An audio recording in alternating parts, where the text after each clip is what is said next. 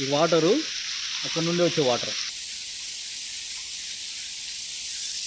మీకు ఒక డౌట్ వచ్చింటుంది, ఎందుకు అక్కడ వాటర్ తాగినావు?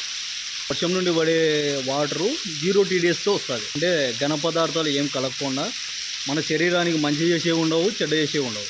దీంట్లో జీరోలో అంటే వర్షం నుండి వచ్చే దాంట్లో. వర్షం నుండి వచ్చే నీళ్ళన్నీ ఇక్కడికి ఇట్లా కొనల నుంచి పారుతుంటాయి. ఇంకోటి ఏంటంటే 0 TDS తాగొచ్చు, స్వచ్ఛమైనది. కానీ మన ఒంటికి మంచి చేసేది కాదు, అది చెడు చేసేది కాదు. ఇట్లా పారే నదిలో 25 నుండి 30 TDS వస్తుంది.